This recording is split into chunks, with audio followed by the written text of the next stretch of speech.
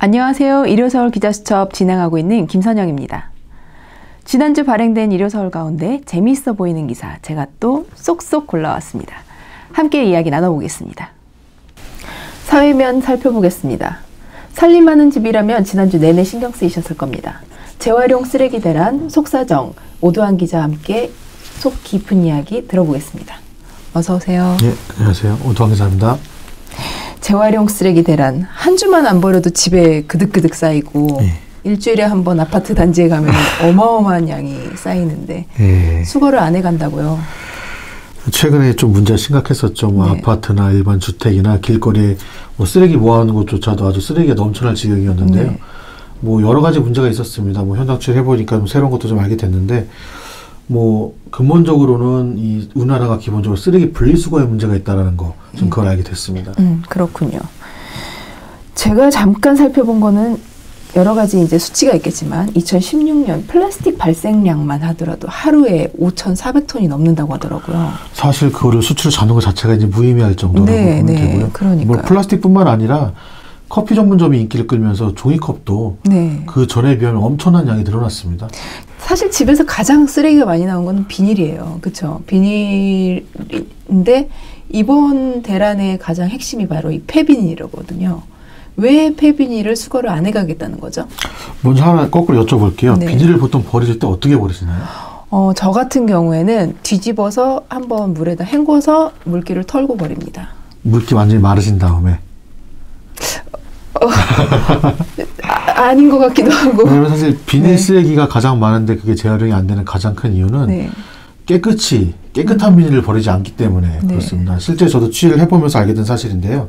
우리가 사용하는 그런 뭐 가게에서 받아온 비닐이나 음식물을 쌓았던 비닐들 이런 것들 그냥 버리면 재활용을 아예 할 수가 없습니다. 그러니까 아예 쉽게 말씀을 드리면 정말 깨끗한 상태의 비닐을 버려야 그게 재활용이 가능한 거죠.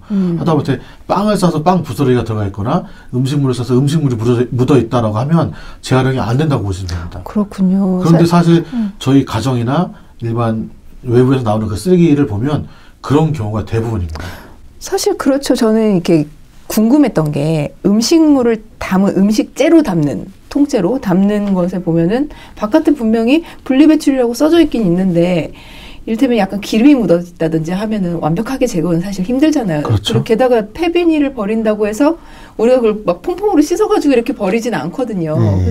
이거를 분리수거라고는 써져 있는데 분리를 해서 버려야 되는지 아니면은 그냥 뭐 이물질이 묻어 있으니까는 일반적으로 해야 될지 그런 부분이 좀 애매했었어요. 그러니까 그런 기본 교육이 사실 시민들한테 좀 안 돼 있었고요. 그렇죠. 어떻게 보면 지자체에서도 그런 교육을 했어야 되는데 홍보 활동을 좀 많이 안 한 게 있습니다. 왜냐하면 학교에서라도 그런 걸 가르쳤다라고 하면 성인이 된 저희들이나 다른 사람도 그 사실 다 알 텐데 제가 봤을 때 취재하면서 여러 반응을 만나봤지만 본인들이 그렇게 버리지만 이게 잘못된 건지를 알고 있는 사람들은 거의 없었거든요. 게다가 또 한 가지는 이게 이제 일반 쓰레기라고 하지만 음식물이 좀 애매하게 묻어있다든지 아까 얘기한 대로 물기가 좀 있는데 이거를 일반 종량제 봉투에 버렸을 때 혹시 과태료 물지 않을까. 왜냐면은 분리수거를 제대로 하지 않았을 때 적발이 되면 과태료를 물잖아요. 그 기준에 대해서도 굉장히 애매하고 잘 모르거든요. 그러니까 실제적으로 그것 때문에 과태료를 무는 경우는 거의 없는 것 같아요. 제가 들은 바도 없고 아직까지는. 이제 문제는 일단 제대로 어떤 쓰레기를 어떻게 버려야 되는지 그걸 알아야 되는데 그걸 모르는 경우가 너무 많았던 것이고 그리고 사실 이 쓰레기 문제에서 좀 중요한 게 좀 이 쓰레기 처리 과정을 이해할 필요가 좀 있습니다. 그래서 우리가 가정에서 배출하는 쓰레기가 어떤 과정을 거쳐가는지 잠깐 설명을 드리면 그게 아주 궁금했습니다. 저희가 아파트나 가정에서 쓰레기를 이제 분리장에 배출을 하면 보통은 이제 수거하러 오는 업체가 따로 있습니다. 그래서 그 수거하는 업체가 수거를 해오면 그 수거에 와서 자기 이제 모아놓는 공간에 수거를 해놓은 다음에 거기서 분류를 하죠. 그러면 그 분류된 거를 회수선별업체라는 게 회수선별업체가 저희 서울 경기도에 한 49군데가 있습니다. 근데 그 중에 한 군데는 망해서 문을 닫았고요. 실제적으로 48개가 운영이 되고 있는데 이 업체들이 수거를 해갑니다. 그러고 나서 거기서 재분류된 쓰레기들이 이제 다시 기업이나 뭐 재료나 이런 것들을 이제 팔려가는 거죠.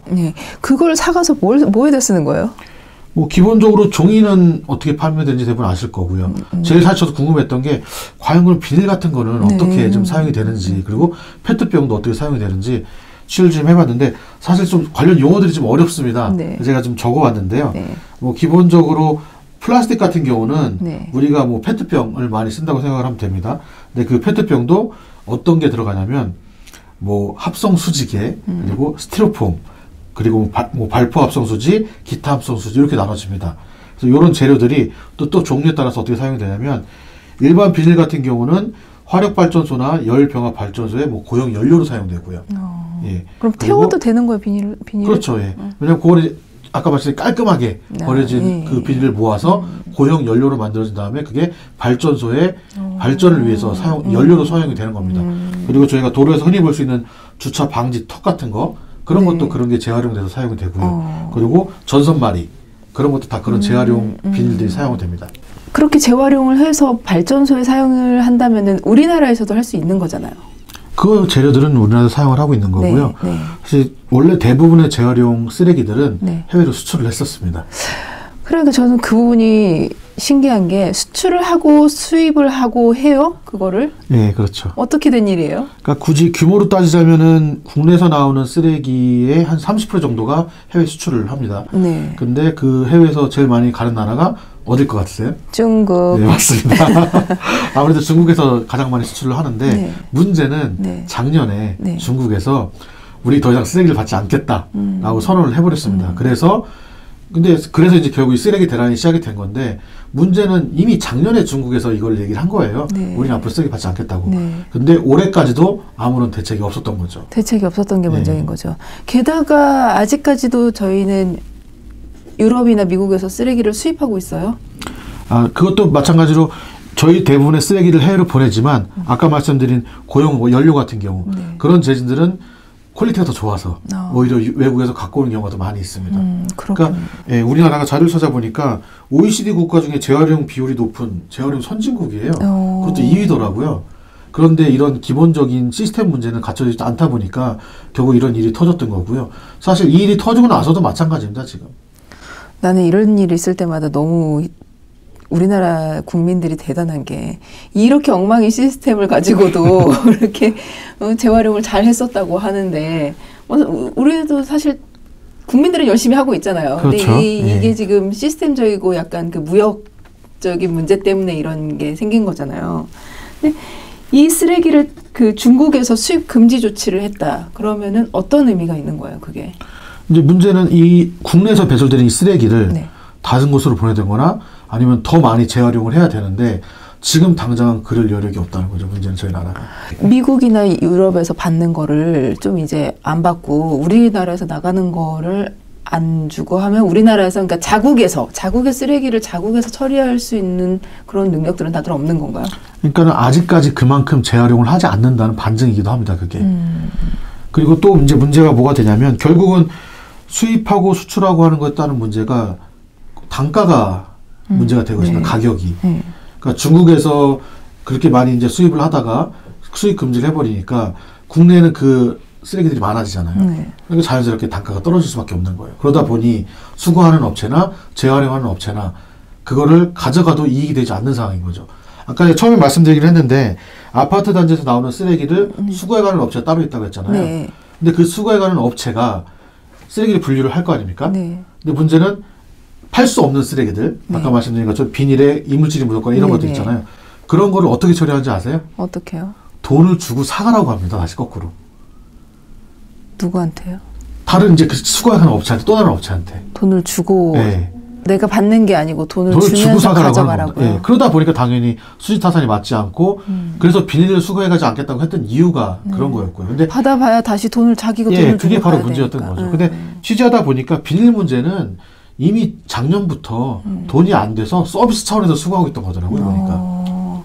비닐뿐만이 아니고 저기 뭐지? 스티로폼도 그랬어요. 스티로폼도 그랬고 페트병도 그렇고 병도 그랬는데 또 다른 문제가 하나 뭐였냐면 실제 이 업계에 일하시는 분들이 하시는 말씀이 올해는 비닐 대란이지만 조만간 병도 똑같은 상황이 될 거다라고 얘기를 하세요. 왜 그러냐면 병 지금 마트 내내 갖다 주면 돈으로 환급해주잖아요. 그러다 보니까 병 재활용 단가가 또 떨어졌습니다. 그러니까 쓰레기에서 불려온 병을 다시 내다 팔 수가 없는 상황인 거예요. 아까 마찬가지로 비닐처럼 내다 팔으면 돈이 남아야 되는데 오히려 그 돈이 더 안 남다 보니까 또 돈을 주고 넘겨야 되는 상황이 되는 거죠. 정부 차원에서 할 수 있는 일은 없나요? 그래서 원래 환경부에서 관련 정책을 준비하고 발표를 하려고 했습니다. 네.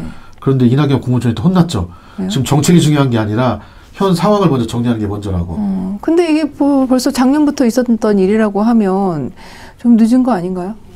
늦기는 많이 늦었죠. 근데 뭐 우리나라가 늘 그랬듯이 이제 정부에서 나서가지고 적극적으로 하겠다 이건데 아까 처음에 말씀드린 것처럼 그 회수업 선별업체가 49군데입니다. 근데 그곳에 이제 지원금이나 이런 걸 더 주겠다라고 하면서 적극 독려하고 있고요. 그리고 아까 또 말씀드린 것처럼 근본적으로 쓰레기 분리수거에 대한 홍보나 교육 같은 것도 좀 강화해야 될 거라고 봅니다. 빨리 정부 차원에서 대책을 마련했으면 좋겠습니다. 예. 말씀 감사합니다. 예. 경제면 살펴보겠습니다. 법정 다툼 중에 있는 총수들이 많죠. 그에 대처하는 같은 듯 다른 대처. 이범희 기자와 함께 이야기하겠습니다. 어서 오세요. 네, 안녕하세요. 일단 각종 비리로 구설에 오르거나 실제로 기소가 된 총수들 누가 있나요? 네, 그 KT 황창규 회장 같은 경우는 현재 뇌물 혐의하고 그 후원금 쪼개기 불법 후원금 혐의를 받고 있고요. 그 이중근 부영그룹 회장은 탈세 횡령 의혹을 받고 있습니다. 포스코 권호준 회장은 이명박 정권 당시 자원외교 비리 의혹을 받고 있고요. 박인규 DGB 금융지주 대구은행입니다. 여기 회장 같은 경우는 채용 비리 혐의로 검찰 수사를 받고 있습니다. SPC 그 허진수 부회장과 허희수 부회장 같은 경우는 그 파리바게트 제빵기사 불법 파견으로 문제가 돼서 지금 검찰 수사를 앞두고 있습니다. 유형도 각양각색이네요. 네. 조금 자세하게 얘기해 주세요. 일단은 황창규 KT 회장 같은 경우는 국정농단 사태의 주역인 최순실 씨 소유의 미르 K재단에 총 18억 원을 출연하고 공범 차은택이 운영하는 광고회사에 68억 원어치의 물량을 몰아줬다는 의혹을 받고 있고요. 그 기업 정치 후원금이 원래 금지 규정으로 돼 있음에도 불구하고 여러 임원 명의로 해서 불법 정치 자금을 배포한 혐의를 받고 있습니다. 그 부영그룹 이중근 회장 같은 경우는요, 탈세 횡령 의혹을 받고 있고요. 그 가족 명의의 위장 계열사에 일감을 몰아주고 거기서 비자금을 조성한 혐의에 대해서 지금 국세청하고 검찰이 그 보고 있는 겁니다. 포스코는 이명박 정권 시절의 자원외교 가장 큰 문제가 됐었던 부분에 대해서 지금 그 수사를 받고 있는 거고요. 그 요새 금융권의 제일 큰 화두입니다. 채용 비리. 네, 그렇죠. 오늘 뭐 신한금융, KB금융, 금감원까지도 수사를 받고 있는데 이들 중에 일단 첫 번째 수사가 들어가는 거는 DGB 금융지주가 대구은행. 먼저 들어가고 있습니다. 그렇군요. 정말 다양하네요. 그래도 이렇게 개인 비리보다는 대체적으로 그 기업형 비리들이 많아요. 이것을 돌파해 나가는 유형들도 다양하다면서요? 예, 크게 나누면은 버티기형, 사태형, 은둔형으로 나눌 수 있는데요. 버티기형 같은 경우는 황창규 회장하고 그 이중근 부영그룹 회장을 좀 꼽을 수 있습니다. 황창규 회장 같은 경우는 2월 그 평창 올림픽이 끝난 이후에 사퇴할 거라는 이야기가 많았습니다. 정치권에서도 그 물러날 거라는 이야기가 많았음에도 불구하고 여전히 버티고 있고요.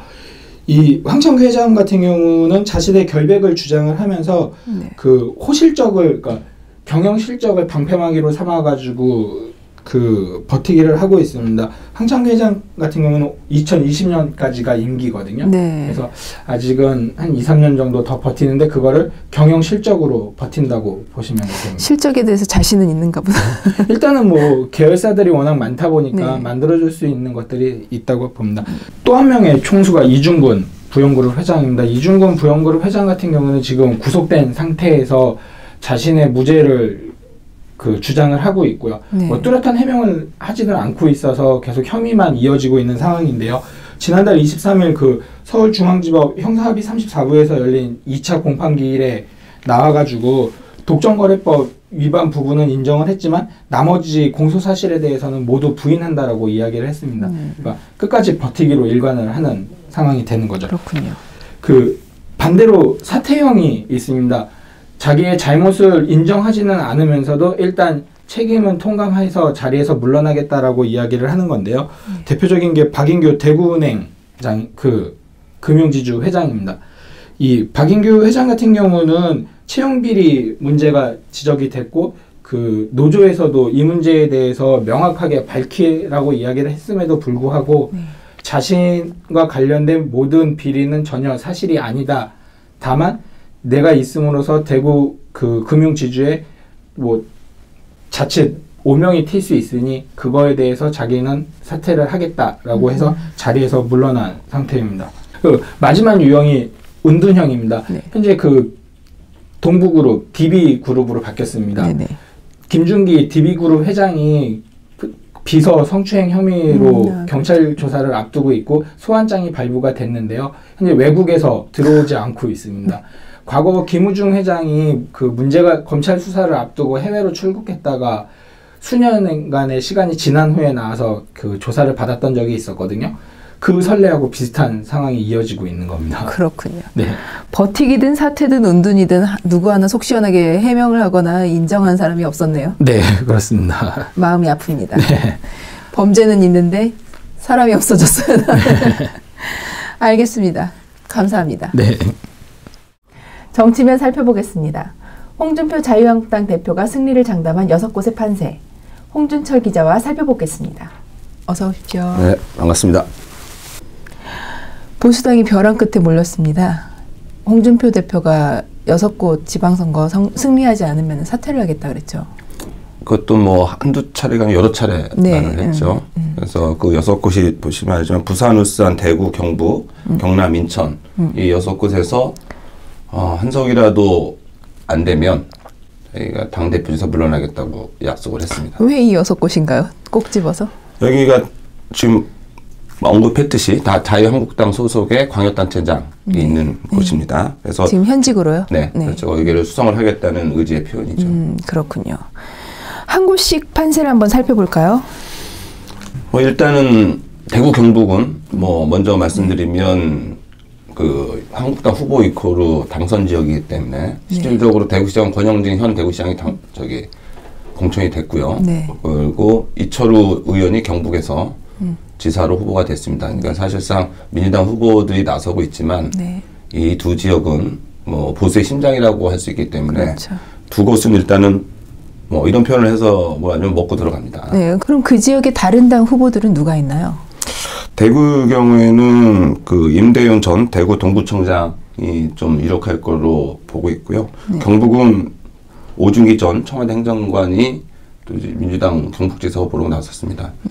이름이 좀 생소하긴 하네요. 네, 둘 다 청와대 아니 한 명 경북지사 청와대 출신이긴 하지만 경북에서는 쉽지 않을 것 같고요. 대구는 그 김부겸 전 행안부 장관이 도전했으면 해볼만 했는데 역시 한국당 우세가 점쳐집니다. 네, 그렇군요. 부산은 어떤가요?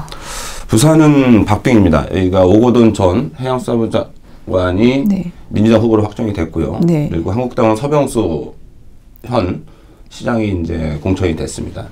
이전에 두 사람은 그 붙은 적이 있습니다. 리턴 매치인데요. 4년 만에 2014년 지방선거에서 그 오거돈 전 장관이 77만 표 그리고 서병수 현 시장이 그 79만 표. 79만 표. 그래서 박빙이었는데 당시에는 오거돈 전 시장 무소속으로 그 진보지역 단일 후보로 나섰어요. 민주당 후보가 아니었고 그렇기 때문에 민주당 보수 지지층들한테 거부감이 없었죠. 그래서 박빙의 대결을 벌였지만 현재로서는 민주당 후보로 나온 거고 또 단일 후보도 아닙니다. 그래서 그 부산도 한국당에서는 해볼만하다 이렇게 보고 있습니다. 그렇군요. 네. 오히려 민주당의 이름을 쓴 게 부산에서는 역병을 할 수도 있다. 네, 그런 정서가 좀 깔려 있습니다. 네. 근데 거기는 또 그래도 문재인 대통령의 고향이죠. 고향인데도 아직도 민주당에 대한 거부감이 좀 있나요? 네, 그 부산시장도 그 역대 지방선거에서 그 진보 지역에서 가져간 적이 없습니다. 아, 그렇군요. 네. 경남 한번 이야기해 주시죠. 네, 경남이 그 대통령 복심이라는 김경수 의원이 공천이 확정됐고요. 민주당에서는 한국당에서는 김태호 전 경남지사가 공천이 확정됐습니다. 여기도 역시 리턴 매치인데요. 그 19대 총선에 둘이 붙었어요. 이때도 거의 3%포인트 차이가 났었는데 그 김태우 전 경남지사가 승리를 했죠. 그때는 어떤 일이 있어가지고 그렇게 근소한 차이로 대해서. 경남에서의 노무현 열풍이 좀 불었었죠. 그래갖고 네. 노무현의 복심이라는 김경수 의원이 선전을 했습니다. 상당히. 그렇지만 고배를 마셨죠. 근데 20대 총선에서는 압도적으로 또 김경수 의원이 전국 최다 득표율로 당선되는 기염을 토했습니다. 그래서 이번에 경남지사 선거는 역시 이것도 뚜껑을 열어봐야 아는 거죠. 하지만 지금 보수층이 재차 결집한 현상이 일어나고 있다고 합니다. 낙동강전선 벨트라고 하는 지역에서 원래 여당 바람이 불렀다가 지금 김태호라는 그래도 만만치 않은 상대가 그렇죠. 나서면서 네. 보수층 결집이 되고 있어서 박빙의 대결이 예상됩니다. 그렇군요. 부산에 이어서 경남도 눈여겨볼 만하겠어요. 네, 네. 그렇죠. 울산 한번 울산은 또 역시 현직 김기현 울산시장에 맞서서 성철호 변호사인데 문재인의 절친으로 알려진 분입니다. 근데 이분도 8차례나 선거에 뛰어들었어요. 시장서부터 총선까지 네, 네. 매번 고배를 마셨죠. 대신 동정표는 일고 있습니다. 네. 그리고 또 하나 변수는 김창현이라고 민중당 후보가 나섰어요. 울산이 아시겠지만 노동자의 도시이기 때문에 지금 3파전으로 되고 있는데 네. 여기서 눈여겨볼 점은 송철호 변호사 민주당과 민중당의 김창현 후보가 막판에 단일화를 하느냐 이게 변수가 됩니다. 만약에 두 명이 단일을 하면 김 시장에 맞서볼 만합니다. 그렇군요. 네. 그리고 울산은 특히 또 김현 시장이 좀 이런저런 구설수에 올라 있는데요. 네. 수사도 받고 있는 상황인데 경찰 수사를 참 시끄러웠는데 네. 이게 오히려 보수층 결집을 가져와서 타겟 수사 네 그런 몰아서 네. 여론 때문에 그래서 울산은 한국당에서 우세 지역으로 보고 있습니다. 네. 다음 인천이요? 인천도 재밌습니다. 인천 같은 경우는 유정복 현 시장, 대통령의 비서실장을 했죠. 박근혜 네, 대통령의. 네. 그리고 민주당은 아직 결정은 안 됐습니다. 박남춘, 홍미영 이렇게 또 한 명이 김교웅 전 국회 사무총장이 나왔는데요.